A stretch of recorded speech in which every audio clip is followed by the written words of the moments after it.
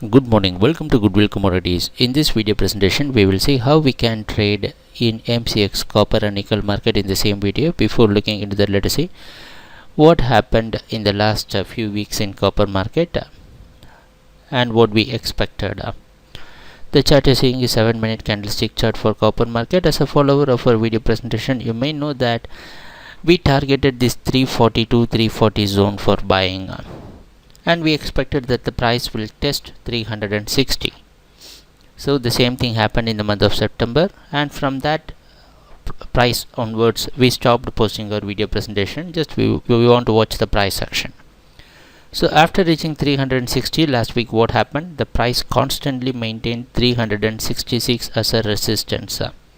It tried to clear 366 on various occasions, but there was a constant failure. Finally closed around 364.05.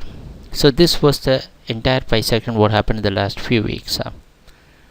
Today you can expect copper to open somewhere near 363 or in between 362. So it is going to be a tough call for copper traders because we are going to take a point of risk after a long time in copper. Just we want to test 366. What you can do is you can go short in copper market. The reason why we want to go short, because normally if you are a continuous follower of our video presentation, we never go against the trend. So we always stay in line with the trend. The reason why we want to go short in copper market in this particular case, just because if you see the long term trend, always, even if you are doing day trading, we always have that long term trend in mind. Copper dropped from a very long price gap. What we witnessed was a retracement. So we just want to know whether copper is going to continue its long term trend or it is going to continue the short term buying. So in order to test that, what we are going to do is you can go short in copper market by placing a stop loss around 367 or 368. If we get a price closing above 366, it concludes that it is going to regain the short term buying or going to maintain the short term buying. If the price is coming down and below and close, if there is any closing below 360, it is going to be the continuation of the downtrend. So that is a clear case, but we need to take a certain amount of risk in order to confirm that. So it is going to be a tough decision for copper traders, and we are going to stay with this decision. So let us see what's going to happen during the trading session, and next we will see what we can do in nickel market. The chart you're seeing is 7-minute candlestick chart for nickel market. After a very long time we are focusing on nickel market. So let us summarize what happened in nickel for the last few weeks. The chart you're seeing is 7-minute chart, and we could see that this 660, in this particular contract the price cleared 660, went up till 676. It acted as a resistance for a while. After clearing this 676, the price straight away went up till 696. Then there was a bit of retracement. Now the price is staying at taking some support at 682. Finally the price stays at 686.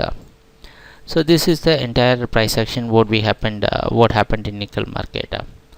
So what we can do in nickel market today? So again it is going to be a tough trading decision, because after a very long downtrend the price had shown enough retracement. Now we need to identify the trend. So this is a tough case. So what we are going to do is, initially we are going to take a sort of risk in nickel market. That means we need to identify the trend, having in mind the long term downtrend.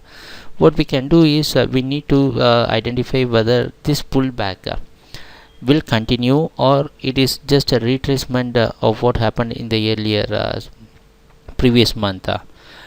So in order to confirm that, we need to take a certain amount of risk, which means that today you can go short in nickel market by placing a stop loss around 693.